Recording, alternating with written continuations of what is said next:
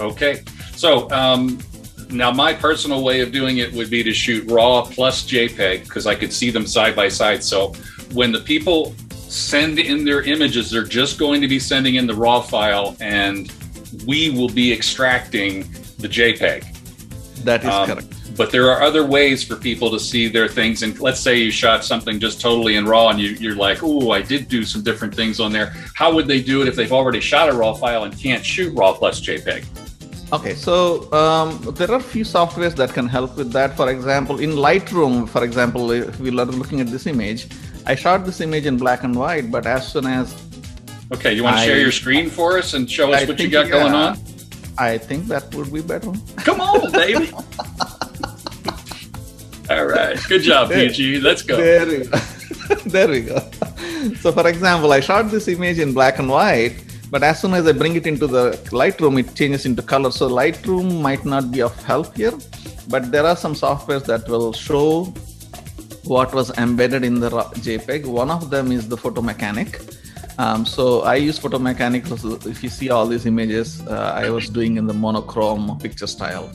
But there are a couple more softwares. This is Photo Mechanic is a paid software.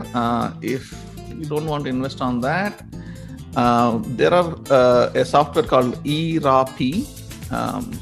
Bob, you might be sending these links, posting these links. But so here, this software helps extract the JPEG from the RAW.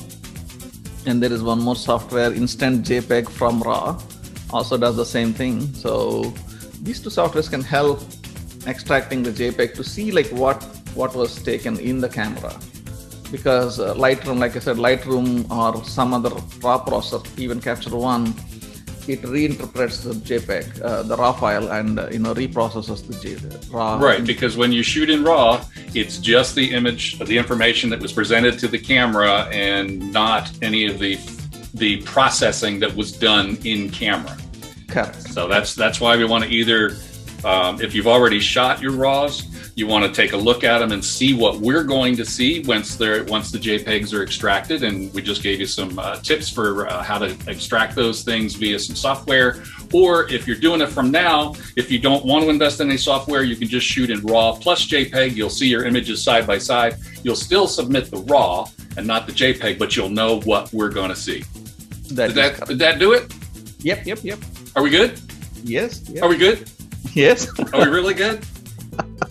All right. Hey, we want to thank you for getting there. We have an early deadline of March the 15th at 5 p.m. that you can get the early bird rate.